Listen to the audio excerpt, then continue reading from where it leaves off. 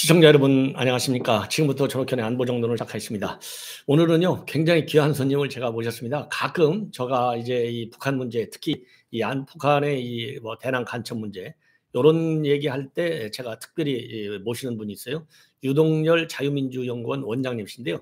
그동안에는 제가 이제 전화로 모셨는데 오늘 어렵게 우리 사무실까지 이렇게 와주셨어요. 예, 그래서 너무나 고맙고 우리 시청자 여러분들께서야 그동안에 종편 활동 이런 또 이 지상파 방송을 통해서 워낙 많이 활동을 하셔가지고 잘 아실 거예요. 저하고도 같이 이 코드가 맞아가지고 그런 게 좌파 2명, 우파 2명일 때 같이 우리가 토론도 많이 하면서 알게 되신 분인데요.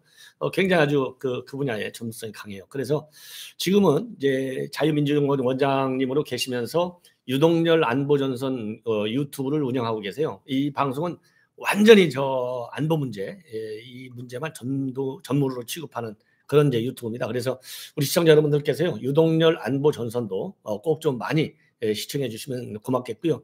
이번 시간에는 여러분들 잘 아시다시피 이제 북한에서 그야말로 북한 공작 요원들이 문재인 정부 내내요 지하에서 노골적으로 간첩 양성을 하다가 윤석열 정부의 국정원에 의해서 전부 다 지금 수사에 들어갔습니다. 근데 이 사람들이요 이재명은 사법 리스크다 해갖고 투자하고 있는데 이 간첩들도 엄청 투자하고 있어요. 그래서 여러 가지 얘기들 좀 한번 나눠보도록 하겠고 요즘 이제 김주애가 많이 뜨고 있거든요. 그래서 김주애 관련 얘기도 같이 들어보도록 하겠습니다. 아이고 이렇게 나와주셔서 고맙습니다. 초대해 주셔서 감사합니다. 예, 한번 먼저 그래도 예. 우리 방송으로 이렇게 얼굴까지 직접 출연해서 출연한 것은 처음인데 그래도 한번 인사 말씀해 주시고요. 예. 유동열 안보전선 요즘 그래도 이제 많이 보죠? 예, 안녕하십니까. 소개 한번 해주시죠. 현재 자유민주연구원 원장을 맡고 있는 유동열입니다. 저는 아시는 분 아시겠지만은 한 26년 동안 경찰청 공안문제연구소, 경찰대학 치안정책연구소의 안보대책실 연구관으로서 주로 북한의 대남 간첩 공작과 또 국내와 국내 정부과 연계되는 문제 이런 안보대책을 주로 연구하는 연구 분석관으로 근무했습니다. 예. 제가 이제 정년을 한 4년 4개월 앞두고요. 예. 명예퇴직을 했거든요. 그러셨구나. 명예퇴직을 하고 지금 현재 자유민주연구원을 설립해서 활동하고 있는데 벌써 이제 만 8년. 벌써 8년 되셨네요. 3월 3일이면 만 8년이 됩니다. 자유민주연구원 설립해서 활동하고 있고요. 저희 자유민주연구원 홈페이지가 있으니까 저 홈페이지 오시면 저희 많은 자료들이 있으니까 좀 봐주시고 우리 전옥현 차장님은 현직 때도 인연이 있었지만은 퇴직 후에 종편에 많이 나오시잖아요. 그래서 저도 그때 종편 많이 나갈 때 같은 패널로 같이 출연해가지고 우리 우파 패널로 좌파 2명하고 많이 싸웠어요. 그래서 그때 기억나는 게 유가강 학교 간첩 사건 때 맞아. SBS 생방송에 나가서 맞아요. 그때 같이 민변 변호사들하고 또 논쟁 벌인 바도 있습니다. 그렇지 그때 민변. 그래서 제가도 이제 유튜브를 사실상 2년 전에 했어요. 유동열의 안보전선 유튜브를 하면서 주로 이제 간첩 이야기가 저희 메인 컨셉이나 가장 중요한 컨셉인데 좀 조회수가 많이 나가는 것은 이제 간첩 이야기가 많이 나가고 있죠. 요새 제가 저희 유동열 안보전선을 촬영해주고 편집해주는 여직원이 지난 지방선거 때 구의원으로 당선돼서 나가서 이거 잘했네요. 그래가지고 이제 그동안 공석이었다가 최근에 좀 우리 여직원을 구했는데 앞으로 아마 다음 주쯤에 본격적으로 이제 유튜브도 좀 할 예정입니다. 그래서 오늘 우리 전옥현 차장님께서 운영하는 안보정론 TV에 초대를 해주셨기 때문에 먼저 그냥 가볍게 김주애 얘기부터 하죠. 맞아요. 저도 여쭤보려고 했는데 김주애 요새 뉴스 엄청 떠요. 후계자는 아니냐 그리고 김여정이하고 이석준은 물 먹었냐 어떻게 되는 거예요? 먼저 이제 오늘 뉴스를 보니까 북한 조선통신사에서 발표한 건데 김주애의 사진 장면 우표를 갖다가 이제 발행했다고 합니다. 이례적인 거죠. 이례적인 것이고. 그러네요. 10살짜리 우표까지 만들었단 말이에요. 지난 2월 8일 날 북한 소위 북한군 창립 기념 70주년 기념식 때 보니까 자기 아버지를 얼굴을 갖다가 이렇게 하는 것이 공교적으로 했었어요. 이게 북한의 소위 최고 스스로 존엄이라고 하는 그렇죠. 일반 북한 주민들은 상상도 못하는 일이죠. 그렇죠. 최고 존엄인데 어린애가 이렇게 얼굴을 이렇게 쫙 그 장면까지 보내고 난리가 났는데 후계자라고 하는데 간단히 말씀드릴게요. 그다음에 이제 하나 오늘 어제 연합뉴스를 등 모든 매체에 많이 나왔는데 네. 국정원 산하에 국가안보 전략연구원이라는 띵크탱크가 있습니다. 예. 여기에 있는 김모 연구원이 이제 분석한 게 의하면은 이 김주애는 저 후계자가 아닌데 그 이유가 뭐냐?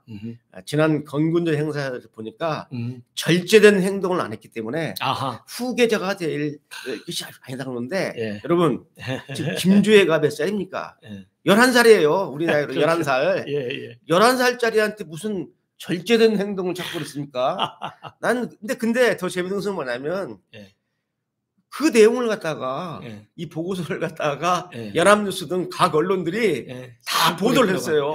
그러니까 김주애가 지난 행사 때 절제된 행동을 안 했기 때문에 후계자로 보기 힘들다고 했는데 첫째는 11살짜리한테 절제된 행동이 뭔지를 내가 모르겠는데 정말 이건 한심한 분석이고 자, 저는 어떻게 생각하느냐 저도 지금 그 11살짜리 김주애를 그 후계자라고 생각하는 것은 저도 반대합니다. 동의하지 않는데 다만 이렇게 생각하시면 어떨까요?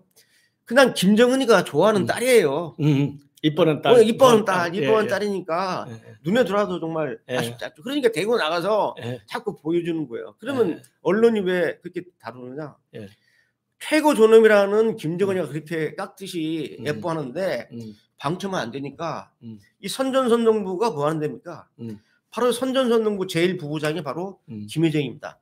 김정은의 친여동생이죠. 그렇죠. 그러니까 당연히 뭐랬냐? 그 김여정이가 나서가지고 자꾸 띄워주는 거예요. 그래서 결국은 자기 오빠한테 충성을 다하는 모습을 보여주는 거죠. 일부러 막 그 자기 오빠가 좋아하는 조카 얼굴 갖다 정면에 놓고 말이죠. 화면을 연출시키고. 그래서 첫째는 이 후계자의 한 수순이라고 보기는 좀 이르고 그 김정은이의 딸 사랑이다.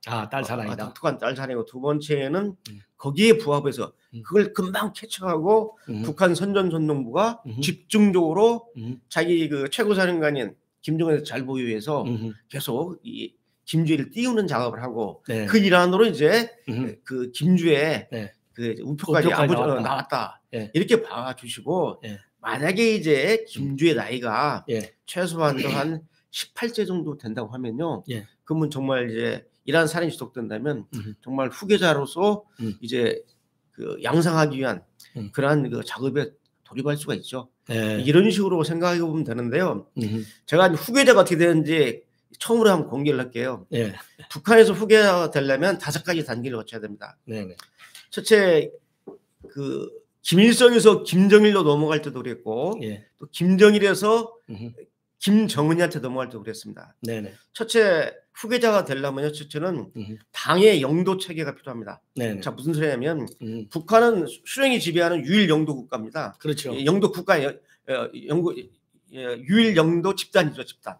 헌법상 북한은 국가가 아니기 때문에 영도 집단인데 첫째는 유일 영도 체계의 그 소위 구축이 뭐냐면 당의 공식 행사에서 바로 예를 들면 이제 그 김주애를 갖다가 쉽게 말하면 위대한 지도자다, 영명한 지도자다 이런 표현을 하면서 공식적으로 당에서 내부적으로 소위 영도 체계를 구축하는 절차가 있습니다.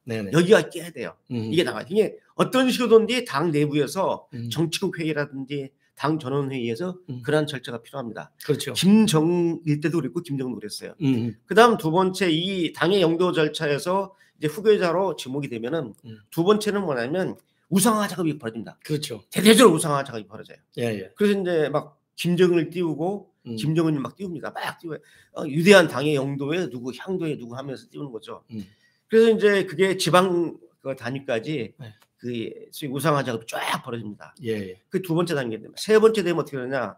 당의 조직, 당군 정예 조직을 김정은 후계자 위주로 다 재편합니다.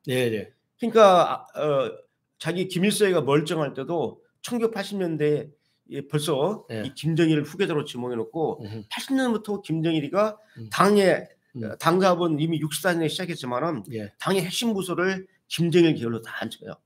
이러한 이제 인적 그 조직적 체계가 되어버립니다. 그 다음 이제 네 번째 들어가잖아요. 네 번째 들어가면 이제 그 통치 이데올로기를 해설합니다. 예를 들면 김정일 같은 경우는 주체 사상에 대하여라는 논문을 발표합니다. 그렇죠. 김정일비로 북한의 통치민 주체 사상에 대해서 북한의 이데올기를 해석할 수 있는 권한은 북한 체제에서는 수령밖에 없는 겁니다. 그런데 북한의 통치 이데올기인 주체 사상을 해설하는 해설권을 갖는 거죠. 예. 김정일이가 예. 완전히 이제 후계자 반열에서 탄탄히 된 것은 주체 사상에 대하여라는 논문을 자기 이름으로 발표했을 때, 나는 느꼈습니다. 이제 완전히 김정일로 가는구나. 그리고 다섯 번째인데, 이 권력을 쫙 당 정국을 이해하잖아요. 제일 마지막 단계의 권력을 넘겨주는 거 뭐냐? 제일 처음에는 당권을 준 다음에 군권을 줍니다. 군권. 군권이 중요합니다. 그렇죠. 그래서 그 김정은이도 자기 아버지 김정일 죽고 난 다음에 제일 먼저 차지한 직책이 뭐냐? 북한군 최고사령관이었습니다. 그러고 난 다음에 나중에 당의 총비서 위원장 받았죠. 궁금하고 마지막에 받는 게 뭐냐면 바로 대남 공작권입니다. 김일성에서 김정일로 갈 때도요. 김일성이가 아들한테 다 줬는데 대남 사업권, 대남 공작권을 만한 죽기 전까지 하고 있었어요. 90년 죽기 전까지. 제일 마지막에 넘긴 게 대남 공작권입니다. 그러니까 이런 5단계를 거쳐야 되는데 11살짜리한테 이 5단계를 거치는 것은 그래서 김정일도 그랬고 김정은도 이 5가지 단계를 다 거칩니다. 그래서 이것은 그 북한에 그 내부 문건이 있는데요. 뭐라고 내냐면 수령론이 있어요. 수령론.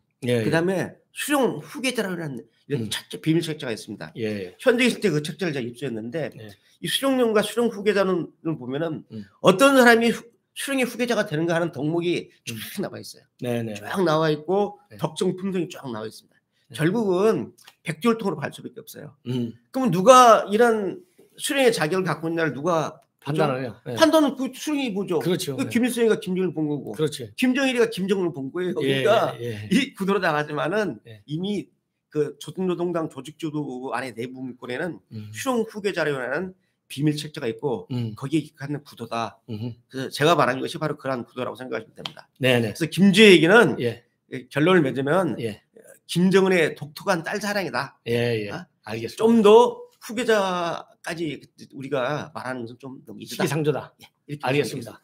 자, 그러니까 이제 우리 유동열 박사님이 지금 이제 5개 단계론을 말씀하셨는데, 더군다나 이거는 이제 문서화되어 있는 거기 때문에 뭐 명확한 것이고요.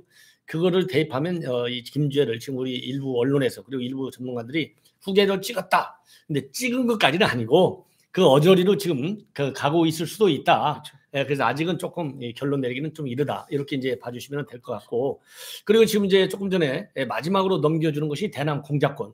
이 얘기는 결국은 뭐 북한의 최고의 우리도 헌법에 나왔잖아요. 평화통일을 지향한다고. 그런 것처럼 북한은 우리가 평화통일 지향하는 것보다 더 센 적화통일을 뭐 지향하는 게 아니라 그냥 뭐 불굴의 이 목표로 돼 있잖아요. 이 그만큼 이게 중요하단 말이에요.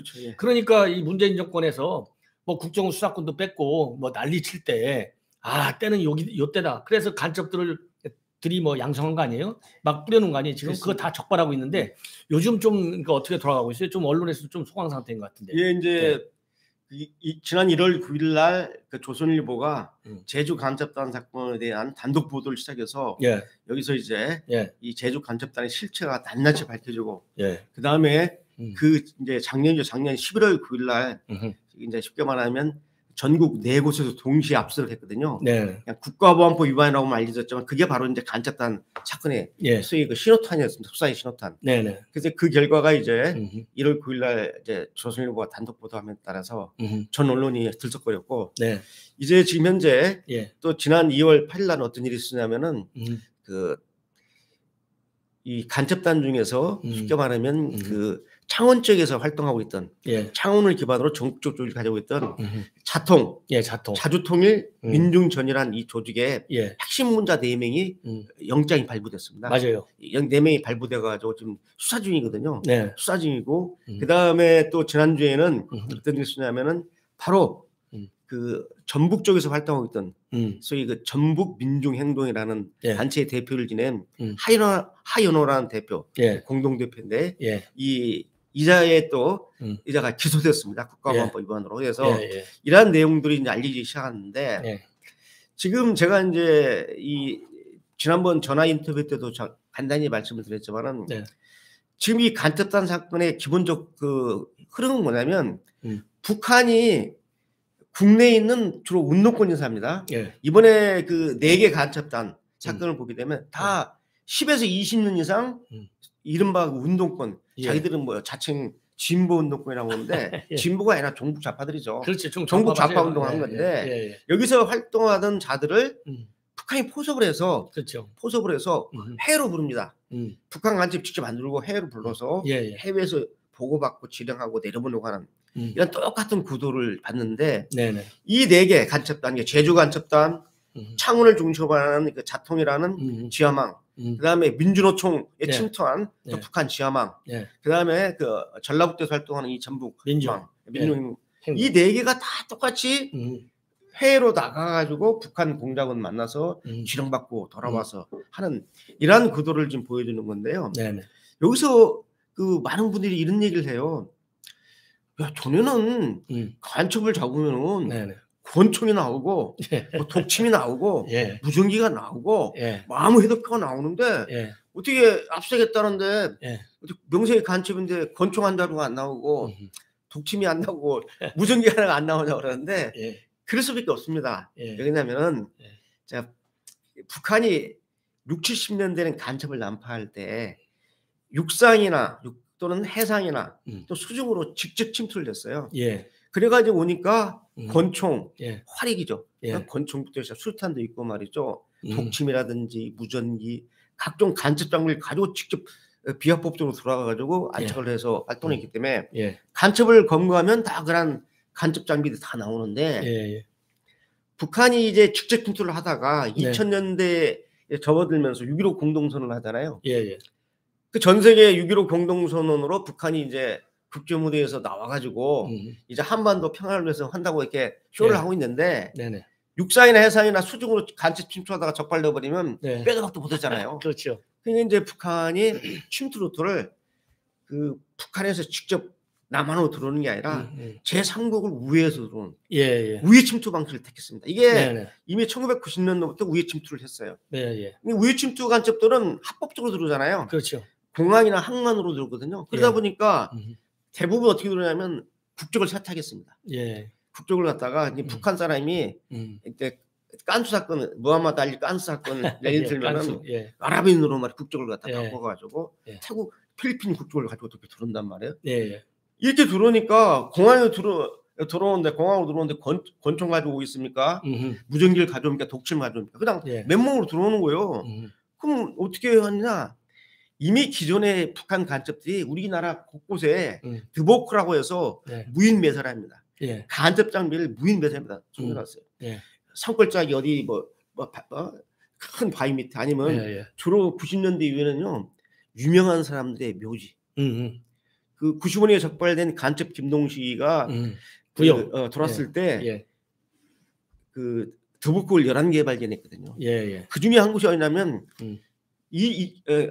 경기도 이천에 있는 곽영주라고 그 이승만 대통령 때 초대 청와대 경무대에 경호실장했던 이 곽영주 경무가 있어요. 곽영주 경무관 그 밑에다가 딱 숨겨놨어요. 간첩 권총, 공작금 아무것도.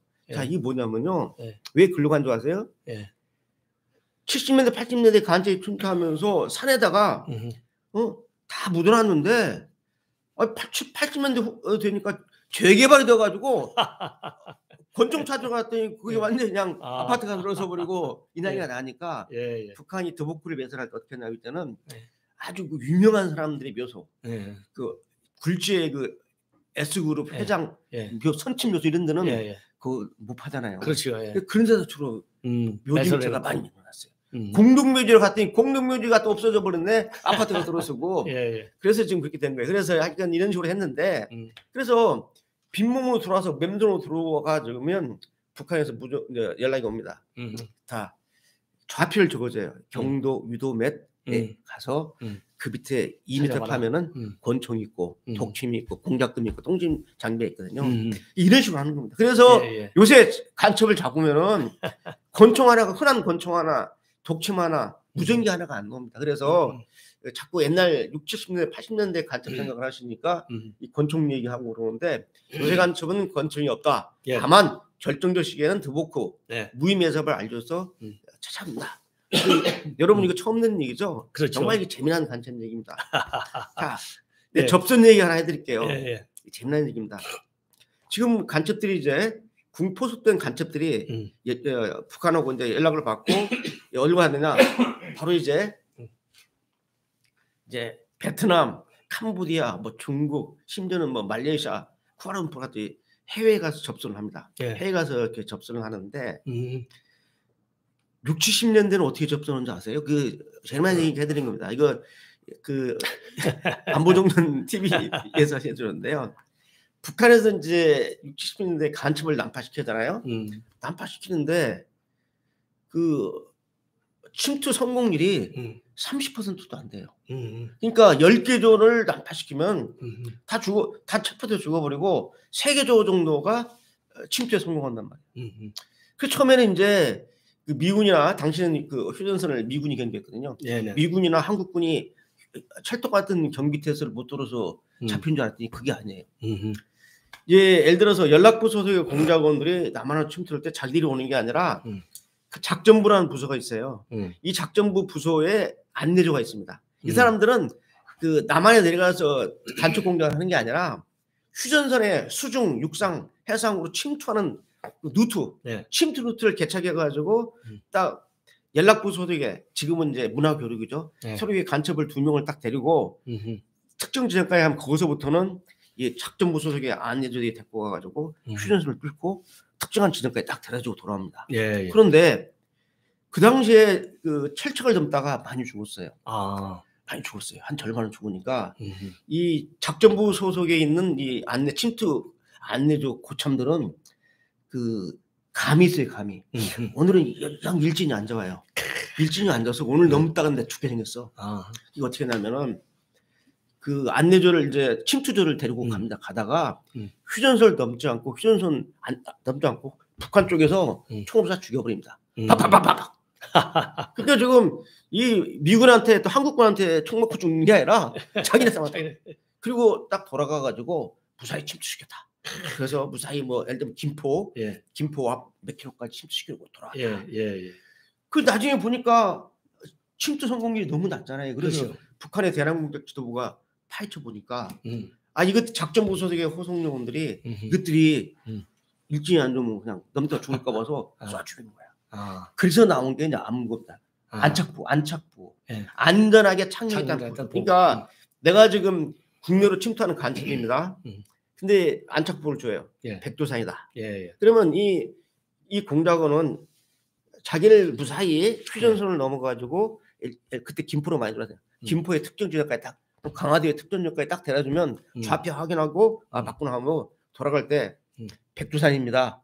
백두산이 안보전환하다고 꼭 전해달라고 그래요. 그러면 내가 돌아와서 백두산 해야 되는데 뭐 저 헤어지면서 너 아무 말도 안 해? 왜? 뭐 잘 고맙다고 뭐 잘 돌아가라고 했습니다. 그럼 이제 그래서 안착부가 나온 겁니다. 북한도 대남 공작하면서 이런 재미난 얘기 있는데 지금은 이제 어떻게 하냐면 지금도 안착부가 있죠. 안착부가 있냐면 이제 해외 가서 접선하고 무사히 국내 들어왔습니까? 국내에 돌아와서 이메일을 통해 가지고 무사히 도착했다고. 저희 친정집에 무사히 도착했다고. 이런 식으로 이제 안착부를 하는 거죠. 그럼 북한에서 보고 느끼는 거예요. 그렇구나. 자, 여러분 이번 간첩 사건을 보니까 북한의 간첩망들이 제주 간첩망, 창원 간첩망, 민노총 침투 간첩망 이렇게 막 전북망도 있는데 밑에 하부망끼리 서로 연락을 합니다. 그래서 깜짝 놀랐어요. 이게 뭔가? 예를 들면 민노총이 침투한 북한 연계 지하망의 총책인 그 이 성모 씨가 보니까 자기가 관할 아닌 다른 간첩망에 있는 조원하고 연락을 해요. 그걸 알게 봤더니 뭐냐면은 2021년에 청주 간첩단, 자주통일 충북 동지란 일명 청주 간첩단 사건이 터지니까 이 사건을 공작 관할하고 있던 이 쉽게 말하면 공작 책임자가 도대체 이거 청주 간접단이 어디까지 지금 와해가 됐는지 모르니까. 왜 적발됐으니까 북한하고 연락을 못 하잖아요. 그렇죠. 통신망이 있다가 끊겼기 차단된 거죠. 그러니까 이 조직의 하부망이 살아있는지 죽었는지를 모르니까 국내에 침투한 다른 간첩망, 예. 민노총 연계망을 통해서 확인시킨 겁니다. 그래서 수차례 청주 간접단 2인자하고 수차례 통화한 기록이 다 나타나 있어요. 네네. 나타나 있습니다. 이것들이 바로 그렇게 봐주시면 되고요. 그 다음에 하나 이번에 또 보니까 그 전북 민중행동이라는 네, 일명 전주 간첩망인데 네. 그 하모 대표가 이제 구속 기소가 됐거든요. 예. 그 기소장을 보니까 기소장을 보니까 자기 공작 책임자가 누구냐면 문화교육이라는 북한 공작 부서의 공작 책임자인데 걔가 바로 저쪽 이광긴 네. 그러니까 민노총 침투 연계망의 공작 책임자인 바로 그 이광진이라는 문화교육 이 조장의 조언이에요. 전지선이가. 네. 전지선 그쪽에 가서 저하고 같은 전시가 어떻게 됐냐. 하도 성이 많으니까. 이거 참. 그래서 이런 걸 보면은 북한이 상당하게 촘촘하게 지금 국내 지하망을 관리하고 있다는 것을 말씀드리고 하나 이제 또 꼭 알아두실 게 있습니다. 우리 전익현 차장님이 아주 제목을 잘 붙였는데 이 간첩질 한다던 놈들이 대한민국을 우습게 합니다. 차 뭐냐면 이 지금 간첩 혐의를 받고 있는 이들이 말이죠. 압수수색이 진행되고 하니까 또 구속을 시키니까 공수처라고 아시죠? 공수처. 이 공무원의 범죄를 갖다가 주로 다루잖아요. 상급 이상 공무원들하고 공수처에다가 국정원장부터 시작해서 경찰청장 그다음에 이 사건 했던 국정원의 대공수사국장 등등 수사관들을 갖다가 고소를 해서 고소. 근데 고소했는데 간첩이 고소하는 시대야 이거. 아이고 이게 직권남용하고 또 하나가 재밌는 게 보니까 뭐예요? 국가보안법으로 대한민국 대공수사관을 고소했어요. 국가보안법으로? 왜 국가보안법을 보게 되면은 이 국가보안법에 유예되지도 않는데 국가보안법으로 처벌하면 이제 규제되는 조항이 있거든요. 그렇죠. 그래가지고 세상에 간첩 잡는 대공수사관들을 간첩 혐의자가 국가보안법으로 대공수사관을 고소해놨어요. 이거는 뭐냐면은 정말 이 간첩질을 하는 놈들이 대한민국을 우습게 보는 겁니다. 그 문재인이가 다 그렇게 시스템 대한민국 우습게 보지 않고 어디 간첩질하는 지금 고개 숙이고 그 가족부터 시작해서 다 바싹 엎드려갖고 죄인인데 고개 쳐들고 돌아다니면서 지금 이 국정원장을 비롯한 대공수사관을 다른 것도 아니고 국가보안법으로 여러분 이거 모르셨죠? 국가보안법으로 지금 고발 고소당했습니다. 제 기억에요. 처음인 것 같아요. 사당 처음. 청주 간첩단 사건도 그랬어요. 그러니까 사당 처음 이게. 이 간첩놈들이 간첩 혐의자. 지금 혐의자가 작가님 편입니다. 왜? 아니 너무 돼요. 최종 확정 판결 안 받았어요. 간첩 혐의자들이 간첩했다고 이미 밝혀진 이런 자들이 우리 대공수사관을 국가보안법으로 고소고발하는 이런 지금 것이 대한민국을 정말 우습게 하는 건데 애들이 간첩들이 배가 튀어나와가지고 두 번째는 그뿐만 아닙니다. 헌법소원을 해가지고 헌법소원. 야, 헌법소원은 왕계산 사건 때도 많이 했는데요. 헌법소원을 해가지고 창원 간첩 사건은 창원에서 해야 되는데 창원지법에서 할 일을 지급권을 갖다 서울로 갖고 왔거든. 그 이유는 두 가지가 이유가 있어요. 첫째는 뭐냐면 이 창원 간접단 이 연계망애들이 서울로 그 조직원 중 한 명이 서울로 근거지를 옮겼거든요. 그리고 두 번째는 뭐냐면 이 창원지검이나 창원지법이나 또는 그 국정원 창원지부나 지방에 있어서 알지만은 이 대공수사력이 그렇게 뛰어나지 않습니다. 본부보다도. 그렇죠. 본부보다 뭐 약하죠 많이. 당연하죠. 그리고 내가 오늘 최초로 공개하는데요. 또 이 창원지를 서울로 갖고 와야 되는데 그래서 이렇게 어떤 일이냐면 검찰이 주의를 받아야 되는데 어떤 일이 벌어졌냐. 이 창원지검의 이 공안 공공사부 검사들이 참 이 얘기를 좀 해야 되나 말이야. 정말 하겠습니다. 말씀하세요. 간첩 수사를 해야 되는데 그 공안검사 몇 명 되지도 않는데 선거사범 자기들이 맡은 선거사범 끝났어, 아직. 일이 안 끝났고 간첩 사건 뒤를 받으려고 좀 나중에 하자고. 대한민국에 지금 간첩을 하면 이 식판 상황을 이거 선거사범 끝난 다음 나중에 하자고 하는 이게 진짜 말이 되는 얘기입니까? 지금 이거 좀 기자들도 모르는 거 최초로 공개합니다. 네, 최초 공개라고 해야 되겠네요. 최초 공개입니다. 제목 제가 다 이게 말이 되는 거냐고요. 네, 제목 다 그래서 마침 또 그 간첩 혐의자 한 명이 지하면이 서울로 근거지 옮겼기 때문에 서울중앙지검으로 가고. 왜냐면 간첩 사건 빨리 해야 되잖아요. 그렇죠. 그리고 사실상 역량이 떨어져요. 이런 말하면 그 국정원 그쪽 지부에 계신 수사관들이라든지 또는 지금 공안검사를 제가 역량을 폄하하는 게 아니라 거기도 열심히 잘하지만은 중앙 국정원 중앙 대공사국이나 또 간첩 수사 지휘 같은 것도 공소유지도 서울중앙지검이 섭습니다. 아유 나름대로 노하우가 그렇기 때문에 이 중요한 사건을 지방에서 끝낼 수 없기 때문에 가지고 온 거예요. 그런데 이걸 가지고 관할권을 자의적으로 옮겼다고 그래서 헌법 소원을 하고 지금 국내법을 통해서 할 수 있는 것은 모든 것을 다 하고 있어요. 지금 간첩들이 이 간첩들이 대한민국을 좀 우습게 하는 일이다. 그러면 이것은 우리 사법부가 철저히 응징을 해서 정말 근데 최근 간첩단 사건을 보면 사법부가 솜방망이 그 김명수 관제 있잖아. 김명수. 이래가지고 이거 큰일 났어요. 이거. 엊그제까지 막 간첩 사건이라고 막 대문짝까지 나왔는데 언제 보니까 다 풀려 나와서 활보하고 다니는데 그게 바로 2021년 적발된 청주 간첩단 사건 관계자 4명이 다 3명이 구속됐는데 재판 진행을 늦게 해가지고 이 간첩 혐의자들이 구속 기간이 6개월 만료돼서 다 나오고 보석 신청했더니 이 간첩 혐의자들의 방어권이 필요하다고 해서 보석을 허가하고 옛날 같으면 무슨 간첩 사건에 보석이 어디 있습니까? 지금 사법부가 정말 누굴 위한 대한민국을 위한 자유대한민국을 위한 사법부인지 간첩 혐의자들을 위한 사법부인지를 모를 정도입니다. 그래서 사법개혁이 되지 않고서 김명수 사법부의 이 판사들이 사법개혁이 되지 않고서는 앞으로 이 제2제3의 이러한 간첩단 사건 때 정말 우리 대공수사관들은 죽도록 고생해가지고 간첩 잡아놓고 지난 정부 때는 또 검거를 못하게 사건을 못하게 하니까 막 달라붙어서 겨우 권력개혁을 넘었더니 이제 간첩 혐의자들이 대한민국 우습게 알고 좀 우리를 상대로 좀 법정 투쟁을 하고 그거 잘 해놨더니 이제는 사법부가 제대로 안 해주는 이러한 현상이 있다. 오늘 여기까지 좀 해야겠습니다. 벌써 30분이 지났네요. 오늘 뭐 정말 처음 저도 간첩 이런 얘기도 많이 저도 듣기도 하고 공부도 많이 하고 또 현업에 있을 때도 그래도 나름대로 조금씩 뭐 저기 했는데 요새 간첩들 정말 간첩 천국이구만요. 정말 이렇게 간첩들한테 용돈 쓰라고 월급 주고 아파트 주는 나라는 대한민국이 없죠. 무슨 소리냐고요?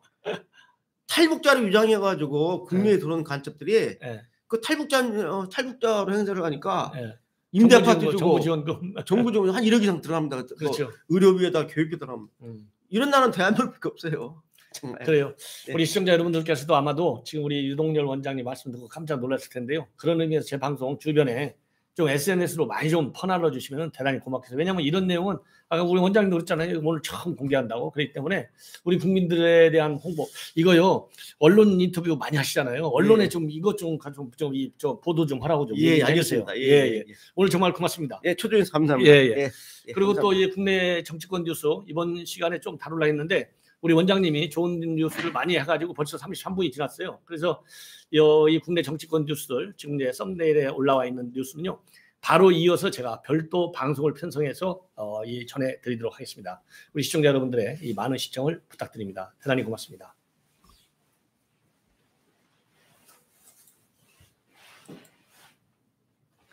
아이고 수고하셨습니다.